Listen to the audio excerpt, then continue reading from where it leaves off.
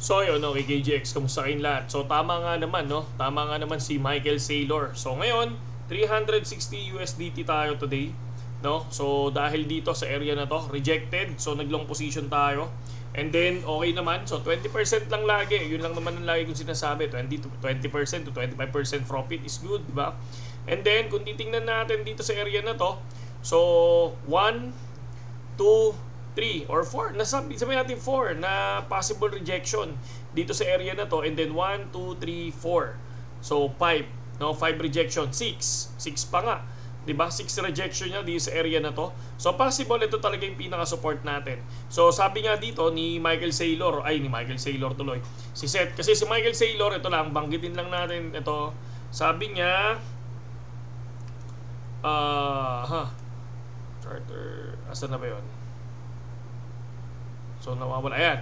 So Michael Saylor, MicroStrategy now holds 226,331, no, Bitcoin. So bullish na bullish pa siya talaga totally sa Bitcoin. So dito pinag-uusapan dito, saan ba yung sino ba ang unang babasagin? Yung nag-long ng 60k o yung nag-short ng 72k, di ba? Tama nga naman, pero based dito sa chart natin, mga lodi, no? So pababa ngayon ng BTC, mga lodi. So kung titingnan natin yung sinasabi yung 60k, ito yung area na yan. So kung mapapansin nyo, meron pa rin akong guhit dito. Kasi alam nyo kung bakit. Ito yung isang TA ko na talagang nabilib din ako.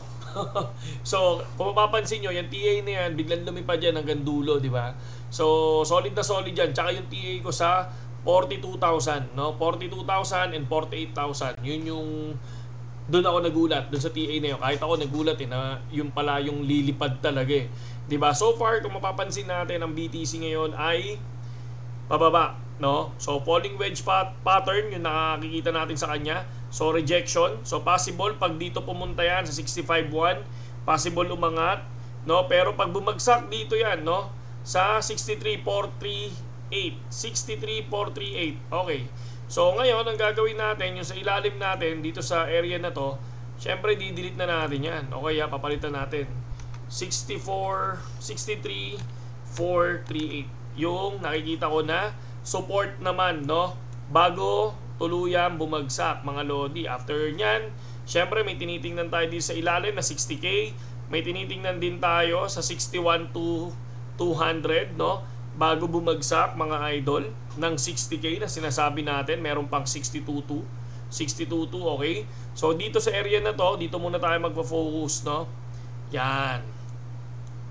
Okay? So ang ganda nito, 65.1, no? Pero hindi ko kasi nung nakaraan support ko to, pero sinabi ko lang sa inyo, kung gusto niyo pa rin maging support 65, bahala kayo, di ba? So pero ang ganda, ganda ng lapag niya, di ba?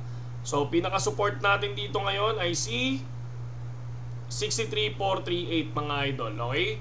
So tandaan na, 63.438 yung pinaka-support natin, and ang pinaka-resistance natin, mga lodi, dito sa area na to, kapag tumama ng 4 hours time frame, mga idol, no? 65,263. So okay, palitan na natin to, 65,263. So ganun lang naman ako mag-TA, mga lods, no? Ganun lang. If ever kapag tinamaan yung support at na-break yung support, possible lilipad, di ba? Pag tinamaan naman yung support, babagsak ng konti. So tingnan nyo lang doon, basta gising kayo. Tingnan nyo lang kung papalo nga ba pababa, or kung hindi, rejected, di ba? So parang ito. Pero ako, dyan talaga ako, no? Tinitingnan natin yan.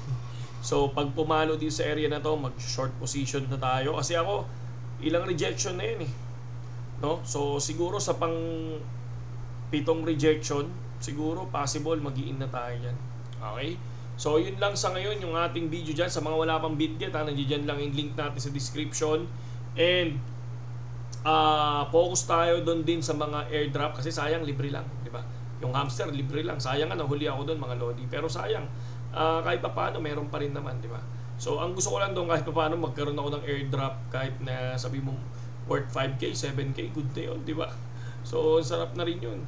Wala nga akong ginagawa doon ngayon, yun. Hinahayaan ko lang, pero basta pagka napuno yung pera ko, binibili ko ng yung basta yung mga task doon, no? Okay. So, yan lang yung ginagawa natin ngayon. So, ito, bullish ang Bitcoin, no? Bullish ang Bitcoin. So, ayan, katulad nito. 820 billion Standard Chartered Bank to establish a spot trading desk for buying and selling Bitcoin and Ethereum. O, di ba?